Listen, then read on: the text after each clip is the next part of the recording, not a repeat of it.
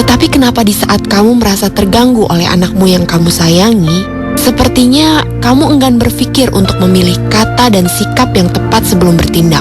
Bahkan kamu cenderung sewenang-wenang. Stay close to your family.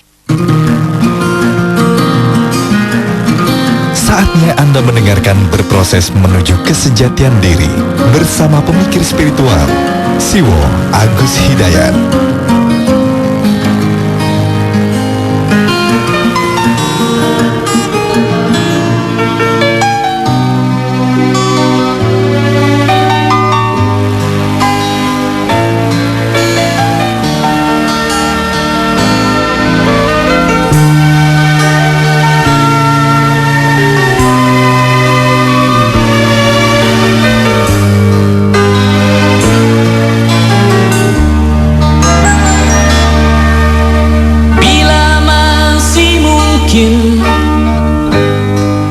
Kita menorehkan bakti atas nama jiwa dan hati tulus ikhlas. Mumpung masih ada kesempatan buat kita mengumpulkan bekal perjalanan abadi. Ho ho ho, du du du du du du, du du du du du du du, ho ho ho ho. Kita pasti ingat tragedi yang memilukan. Kenapa harus mereka yang terpilih menghadap? Tentu ada hikmah yang harus kita petik. Atas nama jiwa mari heningkan cipta.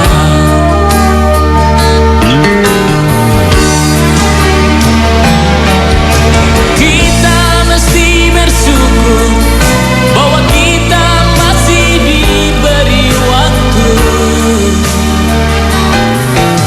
Entah sampai kapan, tak ada yang bakal dapat menghitung.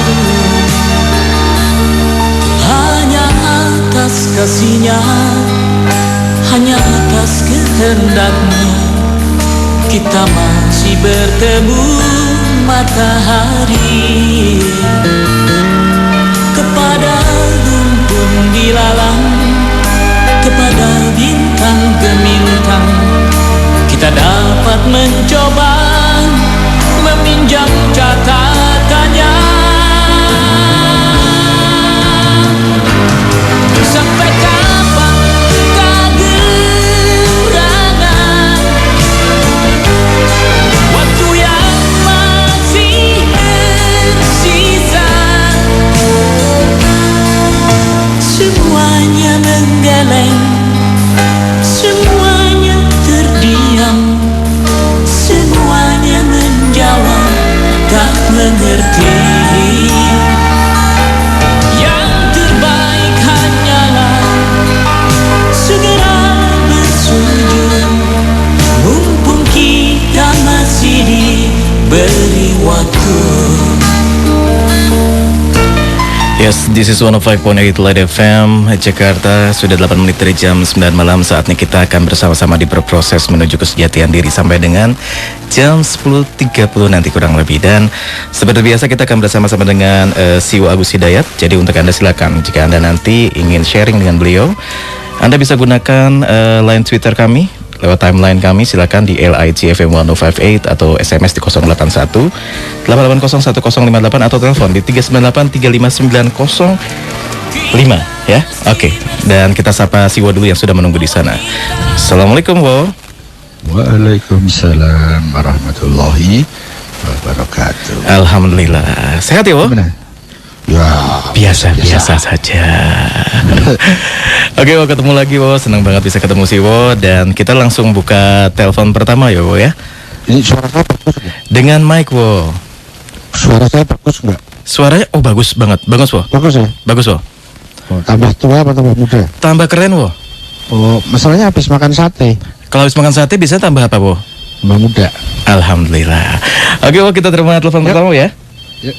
Oke, assalamualaikum. Ya, assalamualaikum. Waalaikumsalam. Ya, dengan siapa di mana, Mas? Ini dengan Pak Dengan? Kebayoran Dengan Pak siapa? Malik. Pak Malik di Kebayoran. Silakan Pak Malik. Iya. Assalamualaikum, Bro. Waalaikumsalam warahmatullahi. Saya mau bicara tentang setan. Apakah setan itu dan bagaimana latar belakang setan dan hubungannya dengan itu? Pak Malik, bisa diulang sedikit Pak Malik? Iya, saya mau disaringkan tentang setan. Definisinya. Definisi dari setan ya? Iya. Baik. Dan hubungannya dengan itu bagaimana? Iya. Oke. Baik, Pak Malik ada lagi? Ya, cukup. Cukup itu aja. Ya. Baik Pak Malik, terima kasih. Assalamualaikum. Baik, itu tadi dari Pak Malik di Kebayoran. Wo, Nih. monggo. Iya. Siap. Iya. Halo. Ya, Wo. Di sini banyak sate. Banyak sate atau banyak setan, Wo? Tadi nanya setan tuh Pak Malik. Jangan bilang-bilang. Ya. Daging apa, Wo? Oh, sate ayam. Alhamdulillah. Jangan bilang-bilang. Diam-diam aja, Wo ya. Iya, diam-diam. Baik. Yang sebelah jangan dibagi ya, Wo. Ya? Yang sebelah jangan dibagi, Wo. Oh iya nih, titip salam dari Pak Is. Ada di depan saya ini Pak Is nih. Monggo, Wo, silakan. Ya. Kepada semua teman-teman Light Audience beserta seluruh staf dan keluarga besar Light FM. Assalamualaikum warahmatullahi wabarakatuh. Waalaikumsalam warahmatullahi wabarakatuh. Bismillahirrahmanirrahim. Walhamdulillahi rabbil alamin. Wassallallahu ala rasulil karim wa alihi tahirin. Wala haula wala quwata illa billahil aliyil azim. Kita ketemu lagi, kita akan sharing kembali. Sebagaimana biasa, saya sekedar teman sharing Anda, bukan narasumber, bukan rujukan. Apa yang akan saya sharingkan, saya pahami, saya yakini benar, paling tidak untuk sementara ini. Namun kebenaran yang ada pada saya masih dalam proses belum selesai, sehingga belum ada jaminan pasti benarnya. Saya juga sedang berproses mencari dan menuju kebenaran yang hakiki. Apa yang akan saya sharingkan benar menurut saya, masih pada wilayah relatif. Untuk itu maka boleh diterima, boleh juga ditolak. Mohon cermat mana yang mesti diterima dan mana yang mesti ditolak. Dan saya tidak sedang mewakili pihak manapun, kecuali sekedar mewakili diri saya sendiri. Sehingga kalau ada kesalahan itu pasti ada di saya. Saya belum berani untuk mengatakan menurut hadis, menurut ayat, menurut Islam, apalagi menurut Quran, menurut Rasul, apalagi menurut Allah, dalam pandangan Allah misalnya. Itu belum kelas saya. Kelas saya baru berani mengatakan menurut yang saya pahami. Boleh diterima, boleh juga ditolak. Tugas saya adalah melaksanakan kewajiban saya saat ini sebaik-baiknya. Saya punya konsentrasi pada tugas saya. Saya tidak punya target. Mau diterima boleh, mau ditolak boleh, mau dikritisi terima kasih. Ya, kita masuk ke topik pertama. Mas Malik di Kebayoran, apakah definisi setan, bagaimana latar belakangnya dan apa hubungannya dengan iblis? Dulu saya memahami setan itu tidak jelas. Sering pemahaman saya menghubungkan setan itu dengan makhluk-makhluk halus, jin misalnya, ya seperti yang di sinetron-sinetron itu. Kadang pula setan itu ya iblis dan teman-temannya. Nah, itu setan. Tapi itu pemahaman saya dulu. Setelah berproses, menggali, mengeksplorasi, bertanya, berdebat, berdiskusi, merenung, tafakur, dan seterusnya. Singkat cerita, hingga saat ini ilmu saya, pemahaman saya tentang setan sama sekali berbeda dengan pemahaman saya yang dulu. Ya, setan kalau saya definisikan adalah segala sesuatu yang mempunyai kesamaan dengan sifat-sifat iblis. Jadi apapun itu yang dia mengadopsi sifat-sifat iblis, sedikit ataupun banyak. Entah itu saya, jadi saya juga bisa jadi setan. Entah itu Anda, kalau tidak hati-hati juga bisa jadi setan. Entah itu laki-laki, entah perempuan, entah manusia, entah jin, entah kelihatan, entah tidak kelihatan. Pada saat ada kesamaan sifat-sifat dengan sifat-sifat iblis, maka dia itu setan, maka saya itu setan. Jadi setan itu bisa siapa saja, bisa pejabat jadi setan, bisa rakyat jadi setan, bisa ustadz jadi setan, bisa santri jadi setan, bisa. Kemungkinan itu ada, ya. Yang menentukan setan atau bukan adalah adakah dalam diri seseorang jin yang mengadopsi atau mengambil sifat yang sifat itu ada kesamaannya dengan sifat-sifat iblis, maka itu adalah setan. Jadi ada setan yang pakai jin, ada setan yang pakai peci, ada setan pakai topi, ada setan yang jadi penyiar, ada setan yang jadi penceramah, macam-macam. Ya, siapapun, apapun yang dalam dirinya itu ada sifat-sifat iblis, maka itulah setan. Ya, kalau seluruh sifat-sifat iblis itu diambil semua, maka ya dia iblis. Iblis yang dari entitas manusia. Ada disebut manusia iblis. Ya, ada jin yang dia mengadopsi seluruh karakter iblis. Ya, dia jadi iblis. Jadi pada saat manusia mengadopsi seluruh karakter iblis, pada saat seseorang sudah sampai pada karakter iblis, dia menjadi manusia iblis, maka dia jauh lebih jahat dari iblis, jauh lebih berbahaya ketimbang iblis. Bukan hanya dia, itu bisa saja saya kalau saya tidak hati-hati, bisa juga Anda kalau tidak hati-hati, bisa juga mereka kalau tidak hati-hati, bisa siapapun pada saat tidak hati-hati. Ya, apa bedanya dengan iblis? Iblis itu adalah satu entitas makhluk, satu jenis makhluk yang dia adalah bagian dari komunitas jin. Ya, itu iblis. Jadi iblis adalah sebuah makhluk. Ya, saya ini sebuah makhluk dari bagian komunitas manusia.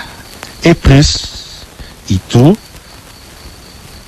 satu makhluk yang merupakan bagian dari komunitas jin. Ya, setan bisa siapa saja, bisa jin, bisa manusia, bisa laki-laki, bisa perempuan, bisa cantik, bisa tampan, bisa kaya, kuasa, dan macam-macam. Ya, setan yang paling berbahaya adalah pada saat itu sudah menjadi diri kita. Itu adalah setan yang paling berbahaya. Ya. Lalu karakter apa saja yang bisa dijadikan indikator, tanda-tanda bahwa itu adalah sifat-sifat atau bagian dari karakter jin? Ada dua hal yang sempat saya pahami, validator yang paling kuat. Yang pertama adalah sombong, takabur. Ya. Apa takabur? Apakah sombong? Sombong bukan dalam istilah masyarakat ya. Kalau dalam istilah masyarakat kan, ya sekarang sudah nggak pernah ngebel saya, dia udah sombong dia. bukan itu. Sombong yang saya pahami adalah siapapun yang merendahkan kebenaran. Kalau saya tahu itu benar, tapi saya rendahkan. Ya, mungkin dengan alasan-alasan saya punya kepentingan, saya punya obsesi dan lain-lain, sehingga saya harus lebih mendahulukan obsesi dan kepentingan saya ketimbang kebenaran. Ada kebenaran, tapi kita tolak karena bertentangan dengan planning saya, misalnya. Ya, itu disebut sombong. Ada sombong yang lebih parah, yaitu merendahkan figur kebenaran. Ya, itu yang saya tahu definisi tentang sombong, merendahkan kebenaran dan atau merendahkan figur kebenaran. Ya,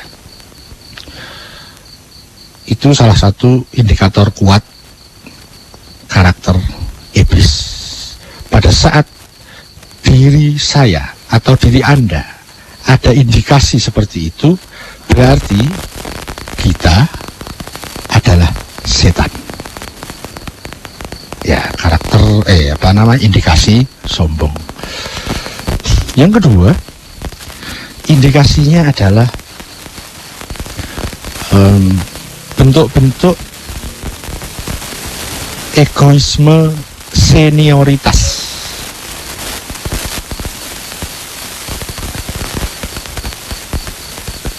Dalam pelajaran-pelajaran tafsir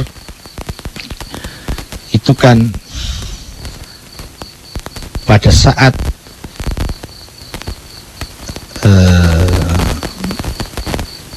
ada perintah Tuhan untuk bersujud kepada Adam. Nah, ini problem tafsir, jadi saya tidak sedang menafsiri ayat itu, saya sedang cerita tentang pemahaman saya dari saya mempelajari tafsir-tafsir terkait dengan ayat itu. Ya.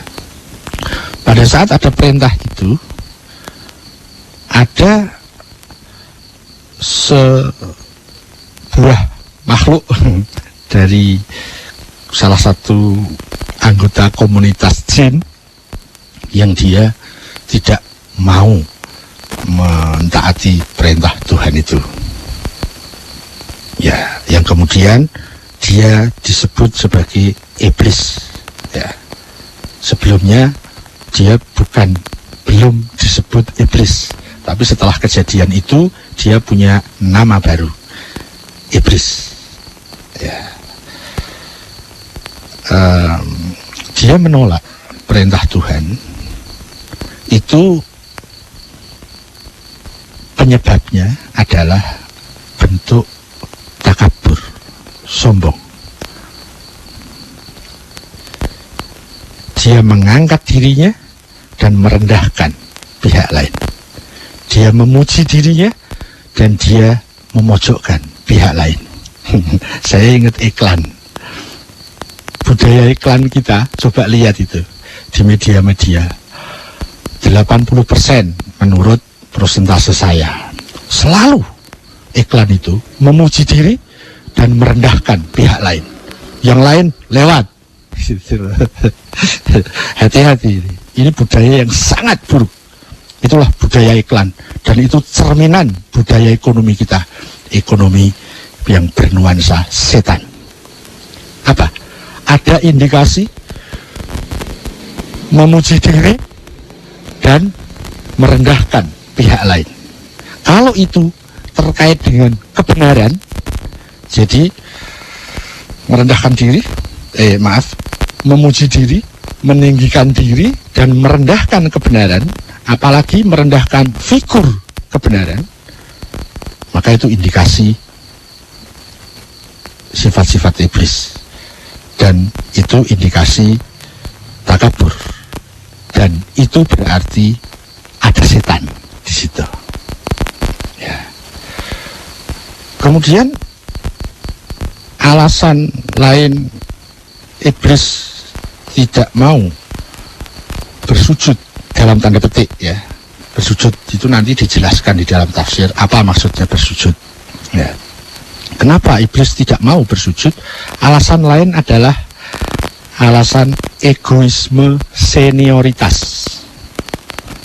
Saya kan lebih dulu dari dia, saya kan lebih tua dari dia, saya kan lebih pengalaman dari dia, saya kan lebih senior dari dia, saya ini kan kakak leteng Anda, saya ini berdarah biru, Anda berdarah merah.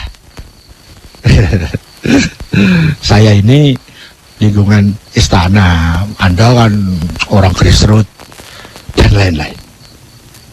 Ada bentuk egoisme senioritas sehingga beralasan senioritas kebenaran menjadi terrendahkan.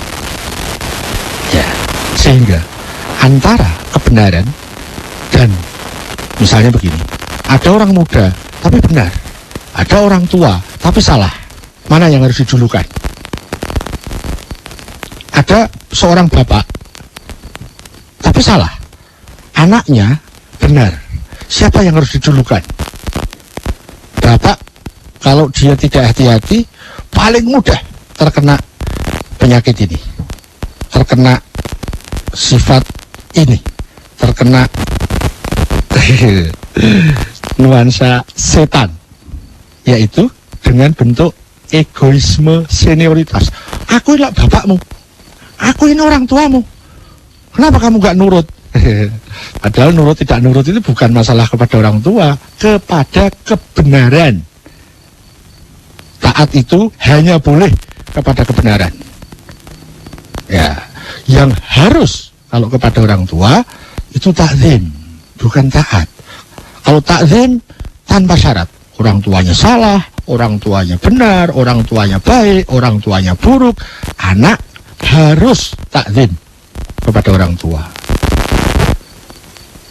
tanpa syarat. Tapi kalau taat itu disyarati, anak harus taat kepada orang tua pada saat orang tuanya benar. Tapi kadang-kadang itu dipakai senjata oleh orang tua. Kau tahu nggak? Ridho Allah itu tergantung ridho orang tua. Egoisme orang tuanya dikemas dengan dalil untuk memojokkan anaknya. Apalagi kalau orang tuanya tahu anaknya benar, tapi dia nggak mau kalah sama anaknya. Kau itu anakku apa bukan? Kamu tahu nggak? Qaidah dalil bahwa ridho Allah fi ridhol walidain. Jadi ini kebenaran mau dibelokkan dengan senioritas. Ini adalah sifat-sifat di antara sifat-sifat iblis. Orang yang menggunakan ini siapapun, bisa saya, bisa Anda, maka saya atau Anda itu setan pada saat mengambil sifat seperti ini. Ya. Kebenaran itu tidak ada indikasi, apalagi alat ukurnya itu dengan senior atau junior. Kebenaran meskipun ada pada senior, ya kebenaran. Meskipun ada pada junior, ya tetap kebenaran. kebenaran itu ada di orang muda, ya benar. Ada di orang tua, ya benar. Meskipun tua, salah, ya tetap salah. Jadi tidak ada hubungannya. Tidak ada hubungan bentuk-bentuk indikasi, apalagi alat ukur. Oh, bahwa kalau tua maka lebih benar. Tidak bisa. Kebenaran punya aturannya sendiri, punya kaidahnya sendiri, punya indikasi dan punya validatornya sendiri. Nah, ini mungkin yang kedua. Yang pertama sih juga indikasi kuat karakter iblis. Kalau kita tidak hati-hati, kita juga akan kena. Kadang-kadang kita sudah paham, ya itu benar, tapi kita tidak rela untuk menerima kebenaran itu. Nah, apalagi dalam arena diskusi, arena debat, wah, menjamur itu setan-setan. Saya pernah lama menjadi setan di situ. Saya sudah tahu argumentasi dia lebih benar dari argumen saya. Tapi kalau saya terima argumennya, kan saya berarti kalah dengan dia. Gengsi dong. Nah, pada saat itu saya adalah setan. Kenapa? Ada indikasi takabur, merendahkan kebenaran, menolak kebenaran. Padahal saya tahu itu benar. Hati-hati. Ya, yang kedua, hati-hati yang jadi senior, hati-hati yang jadi orang tua, hati-hati apalagi yang jadi sesepuh, yang dituakan, hati-hati, karena sangat berbahaya. Kita akan bisa jadi setan karena itu. Ya, bentuk egoisme senioritas. Kurang lebih seperti itu. Saya kembali dulu ke bos. Lanjut bos. Hai, baik Bo, kita akan masih menerima telepon. Silakan light audience di 398-35905 dan SMS ada di 081-880-1058. Kita terima berikutnya Bo. Assalamualaikum. Assalamualaikum. Waalaikumsalam warahmatullahi wabarakatuh. Dengan siapa di mana Pak? Dari Pak Saifuddin, Pak. Pak Syaifuddin di Johar Baru. Johar Baru. Pak Syaifuddin, silakan Pak Syaifuddin. Assalamualaikum Pak Siwo. Waalaikumsalam warahmatullahi. Assalamualaikum. Waalaikumsalam warahmatullahi. Ya, silakan Pak Syaifuddin. Ini saya mau sharing Pak. Kita kadang sering dapat ceramah dari para ustadz mengenai apabila katanya kita mengalami kematian nanti, pada akhirnya kita akan dibangkitkan dari kubur. Nah, yang dibangkitkan dari kubur itu siapa? Apa jasad kita seperti sekarang atau bagaimana? Terus yang kedua, setelah kematian nanti itu kita membawa amal soleh dan amal buruk. Nah, siapakah yang membawa amal itu? Roh kita atau para malaikat yang mencatat kehidupan sehari-hari kita? Oke. Terima kasih. Baik, terima kasih. Assalamualaikum warahmatullahi wabarakatuh. Waalaikumsalam warahmatullahi wabarakatuh Pak Syaifuddin. Monggo Bo, cukup jelas? Ya, sepanjang saya mampu menangkap. Siap, silakan Bo. Pak Saifuddin di Johor Baru.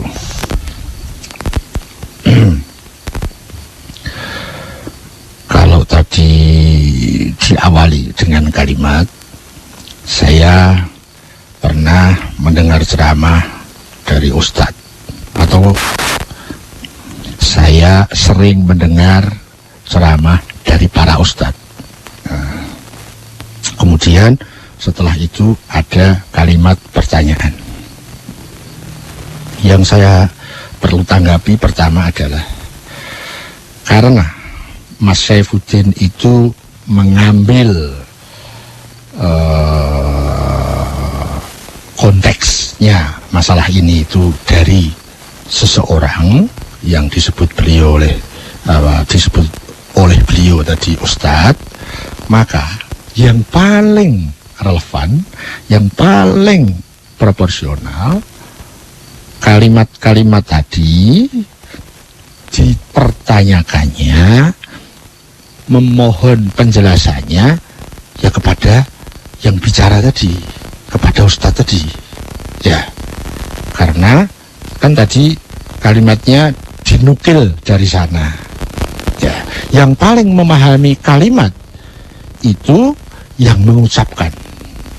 Kalau tanyanya ke saya, nah itu bisa, saya tidak bisa mewakili beliau, mereka kan, karena kan yang bicara mereka. Kalau ditanyakan ke saya, paling nanti sepanjang pemahaman saya, jadi tidak bisa mewakili mereka. Ya, itu salah satu aturan dalam bertanya, gitu. Karena tadi ada backgroundnya, saya dengar ceramah dari Ustadz. Nah, paling pas Bapak nanyanya ke Ustadz itu. Ini maksudnya bisa lebih dijelaskan Ustadz. Ini, gitu ya. Nah, kalau Mas Saifuddin itu pernah mendengar kalimatnya dari saya, kemudian meminta penjelasan dari saya, itu lebih pas. Ya, itu pertama harus saya tanggapi, karena di sini ada kalau saya tidak hati-hati, itu saya terjebak di sini. Ya, karena yang paling pas untuk menjawab itu adalah yang mengatakan. Yang paling pas kita bertanya tentang ayat itu kepada Tuhan atau wakil Tuhan. Ya. Kalau kita mau tahu yang lebih jelas, ada aturan namanya tabayun, klarifikasi. Ya, kalau yang mengatakan A, kita tanyanya ke B, hati-hati ini. Kalau kita tidak hati-hati, kita bisa terjebak di situ. Ya, berbeda kalau tadi tidak dikasih mukadimah kontekstual yang menukil dari kata-kata seseorang.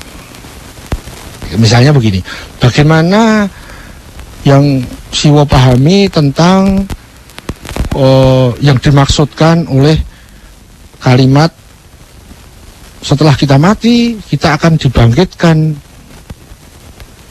dari kubur misalnya, tanpa memberi background bahwa ada orang yang mengatakan. Nah, kalau ada orang yang mengatakan, kita mesti tanyanya kepada orang itu, bukan kepada yang lain. Itu akan bisa terjadi benturan. Ya, kalau saya tidak hati-hati, saya juga bisa terjebak kepada benturan-benturan seperti itu. Oh, itu maksudnya begini. Ya, padahal yang mengeluarkan kalimat itu bukan saya. Kemudian saya mengomentari. Ya, itu tidak relevan karena saya tidak bisa mewakili mereka. Saya tidak bisa mewakili yang mengatakan tadi. Ya, bagi saya ini penting saya tanggapi dalam rangka lebih hati-hati. Meskipun mungkin hal-hal seperti ini di masyarakat dianggap sepele atau terabaikan bahkan. Kenapa? Kita kan punya budaya komentar itu sudah luar biasa. Kadang nggak paham aja komentar. Kadang mengatasnamakan. Ya, menurut DPR, memang kita sudah tahu persis maksudnya DPR. Ya, menurut SBY lah, apalagi itu. Naik lagi. Menurut hadis, dan tambah kendel. Menurut ayat, memang kamu siapa? Menurut ayat. Yang paling pas adalah menurut yang saya pahami. Itu pas. Dan pemahaman kita belum terjamin pasti benarnya. Tapi kalau menurut ayat, mestinya yang dikeluarkan itu harus benar. Kenapa? Karena mengatasnamakan ayat. Menurut Islam, berarti dia sedang mewakili Islam. Menurut Syafi'i, berarti dia sedang mewakili Syafi'i. Kalau saya berkata, menurut Imam Hambali, berarti saya harus orang yang mendapatkan mandat representatif untuk mewakili Imam Hambali. Kalau bukan, saya tidak boleh ngomong seperti itu. Ini ada aturan tata tertibnya. Ya, jadi itu yang pertama. saya tanggapi, menurut saya ini penting. Kalau saya tidak hati-hati dalam masalah seperti ini, saya bisa terjebak. Saya akan mudah untuk terjebak dalam misi-misi provokasi, misi-misi untuk membenturkan satu dengan yang lain, dan seterusnya. Saya kemarin ikut ngaji di Ustadz A, kemudian di Ustadz B saya tanya, Ustadz B ini, saya kemarin dengar Ustadz A mengatakan begini, maksudnya gimana sih Ustadz? Hati-hati, ini bisa kalau tidak hati-hati akan terjadi efek benturan antara Ustadz A dan Ustadz B. Ya, tapi tentunya kalau Ustadz enggak mestinya lah ya. Sudah punya gelar Ustadz, masa mudah dibenturkan? Ya enggak lah. Mungkin yang lebih riskan itu para pengikutnya, pengikut Ustadz A dan pengikut Ustadz B. Kalau dibesarkan nanti pengikut madhab A, pengikut madhab B, lebih besar lagi nanti pengikut agama A, pengikut agama B. Mudah sekali dibentrokkan seperti itu kalau kita tidak hati-hati. Jadi ini masalah penting bagi saya. Ya, kemudian saya masuk ke topiknya. Mas Saifuddin, saya tidak sedang menanggapi terkaitannya dengan ustadz tertentu. Kalau terkait dengan ustadz tertentu, Mas Saifuddin, monggo langsung saja tanya kepada beliau, jangan kepada saya. Tapi kalau tanya kepada saya, hanya kasusnya tidak terkait dirujukkan kepada ustadz tertentu, saya lebih leluasa. Ya, karena saya tidak punya beban untuk mewakili beliau. Saya tidak punya beban tanggung jawab personal kepada beliau. Nah, ini bukan masalah kecil loh. Kalau ini kita tidak perhatikan, kita mudah sekali diombang-ambingkan oleh informasi. Kita mudah sekali diadu domba oleh para provokator. Ya, saya mendengar itu di pengajian Sunni itu begini.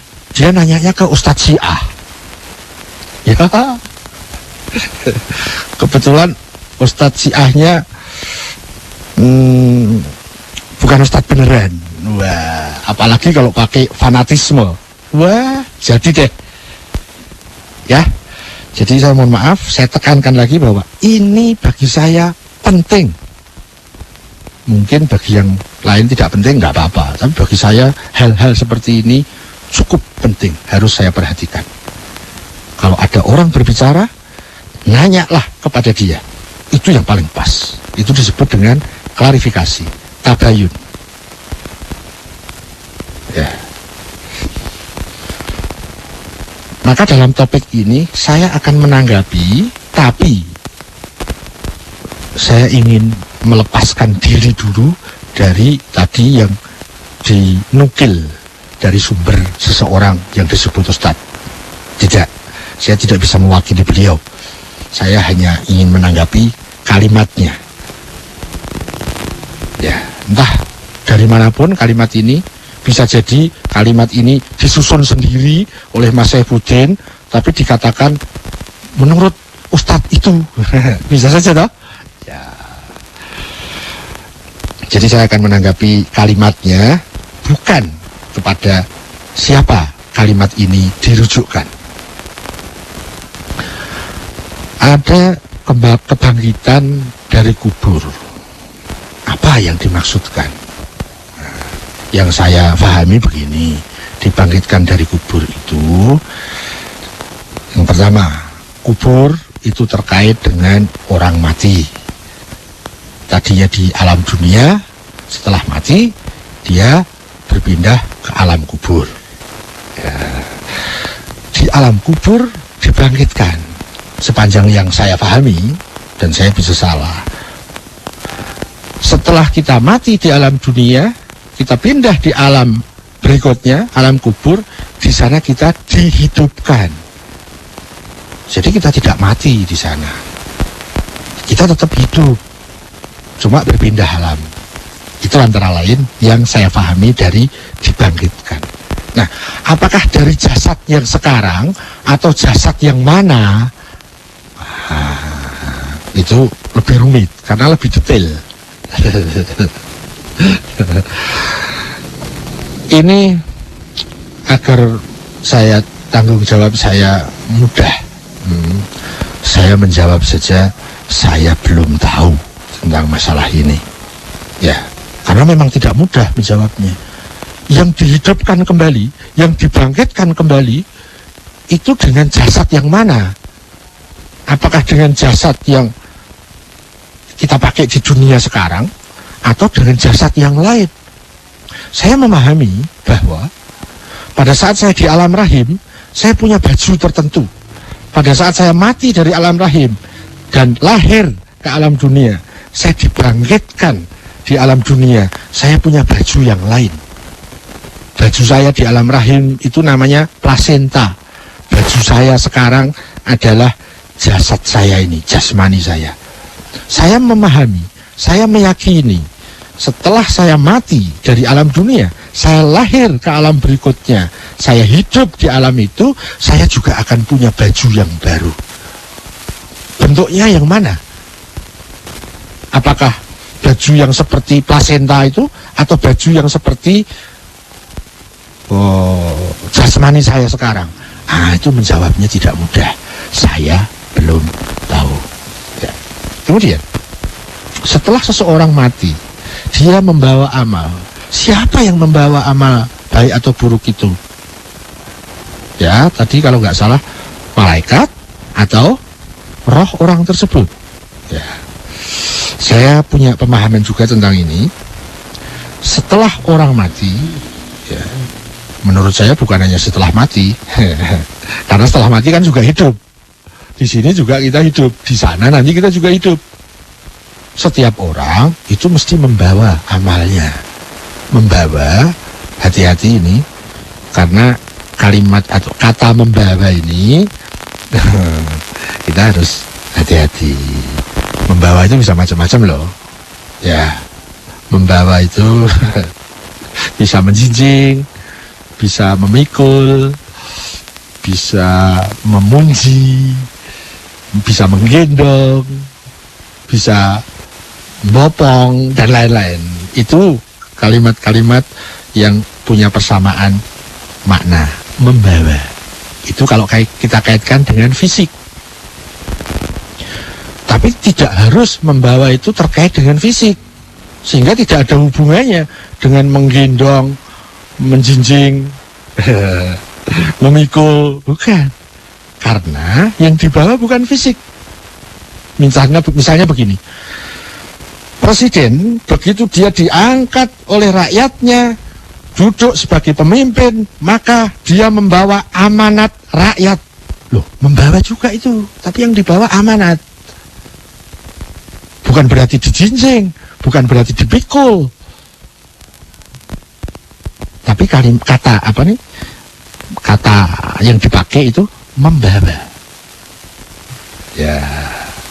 Jadi membawa tidak harus kita maknakan dengan sebagaimana kata menjinjing, menggendong, memikul, dan lain-lain. Membawa pada saat kita kaitkan dengan yang non materi, yang bukan fisik, nah di situ ada bentuk-bentuk maknawinya. Membawa tanggung jawab, membawa amanat, membawa nama baik, membawa citra, dan lain-lain. Termasuk juga nanti ada yang lebih agak dalam lagi, membawa pahala dan dosanya sendiri-sendiri. Ya, mungkin ini kemudian yang terkait dengan membawa amal baik dan amal buruk. Tidak harus menunggu mati. Sekarang ini pun saya dan Mas Saifuddin dan yang lain ya membawa amal baik maupun amal buruk. Nah, apa maksud membawa di situ? Jadi nggak harus malaikat. Apa hubungannya dengan malaikat? Yang membawa amal baik dan amal buruk ya diri kita sendiri. Tidak harus menunggu setelah mati. Tidak. sekarang ini pun saya sedang membawa amal baik saya dan membawa amal buruk saya sesuai dengan hukum-hukum yang terkait di situ. Ya, mungkin kata kuncinya hati-hati dalam memahami kata membawa. Gitu ya. Mudah-mudahan tidak puas. Saya lanjut ke Mas Bro. Baik, Wo.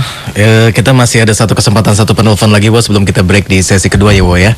Kita akan terima lagi di 398 35905. Sekali lagi 398 35905. Dan untuk Anda yang lewat SMS silakan. Kita masih akan bacakan nanti di sesi kedua di 081 880 1058. Kita masih menunggu, Wo, di 398 35905. Oke, kita terima. Assalamualaikum. Halo, assalamualaikum.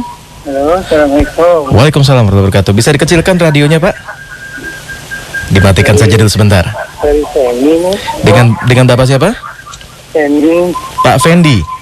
Semi, Wo. Semi. Ya, silakan, Pak. Wo. Mohon di-sharingkan menurut Pipo. Tentang Allah itu maha meliputi segala sesuatu, Wo. Kalau kita kaitkan dengan kursi Allah dan Lauhul Mahfuz itu ya Allah, apakah keduanya itu tidak di sana, tidak di sini, tidak juga berkaitan dengan tempat dan waktu, ada di sekitar kita juga, Bu. Barangkali itu aja, Bu. Mohon di-sharingkan menurut Ibu ya, Bu. Baik, terima kasih, Pak. Assalamualaikum. Waalaikumsalam. Baik, Bu. Monggo, silakan.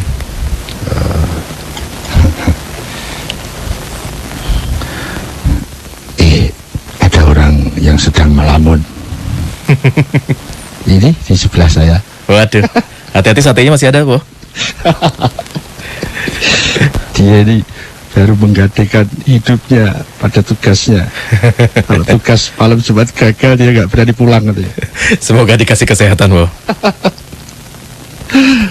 Ya, terima kasih. Monggo, silakan. Kemarin kan ada trouble dari telepon saya. Ya ini Pak Is datang ke sini. Malam ini kita bisa lancar ya. Semoga kita bisa berfungsikan sebagaimana mestinya. Tadi Mas Semi, Allah itu meliputi segala sesuatu. Kemudian itu kaitannya dengan kursi Allah, ada Lauhul Mahfuz. Apakah itu berarti tidak di sana, tidak di sini, tapi ada di sekitar kita? Ya.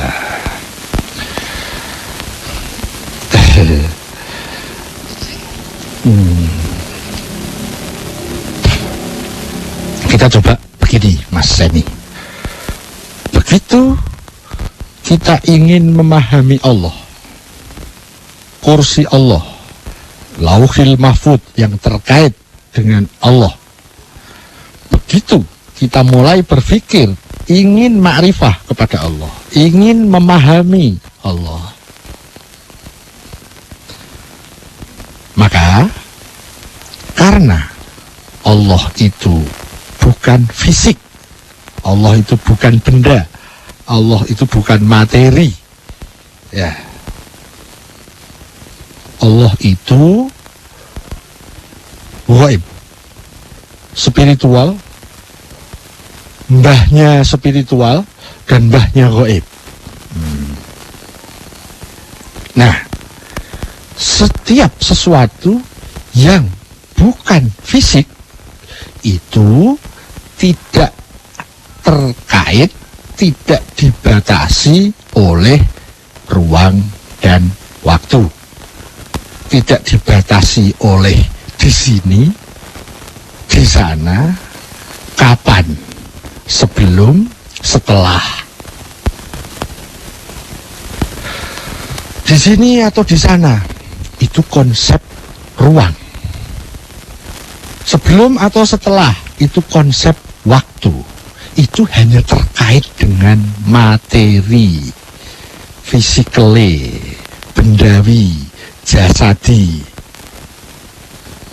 Ya, saya yang fisik itu pasti ada di dalam batasan ruang dan waktu. Tapi saya yang spiritual sudah tak lagi dibatasi oleh ruang dan waktu. Saya yang spiritual, ya. Apalagi kalau kita ingin memahami Allah, maka seluruh konsep yang terkait dengan ruang dan waktu tidak boleh ikut campur di situ, karena kalau kita campurkan, kita hubungkan di situ, maka saya jamin, saya yakin 100% pemahaman kita tentang Tuhan akan tidak relevan, akan tidak proporsional, akan salah. Karena sesuatu yang tidak terbatasi oleh ruang dan waktu, tapi kita masukkan hukum ruang dan waktu itu kepadanya, itu jelas, paling tidak menurut saya, itu akan menjadikan hasil pemikiran kita tidak relevan, salah. Kalau bahasa yang agak prokemnya begini, cara berpikir seperti itu salah, menghubungkan sesuatu yang tidak berhubungan. Allah kok mau dihubungkan dengan ruang dan waktu? Ya sudah, cara penghubungan itu dalam pikiran kita itu sudah salah. Sehingga begitu kita ingin memahami Allah, kita harus sudah lepas dari konsep dan hukum ruang dan waktu. Jadi kalau tadi dikatakan terkait dengan kursi Allah, Lauhil Mahfuz, keterkaitannya dengan bahwa Allah itu meliputi segala sesuatu, berarti Allah tidak di sini dan tidak di situ, tidak di sana. Yes, karena di sini, di sana itu, kalau kita menggunakan bahasa masyarakat, itu adalah konsep ruang dan waktu.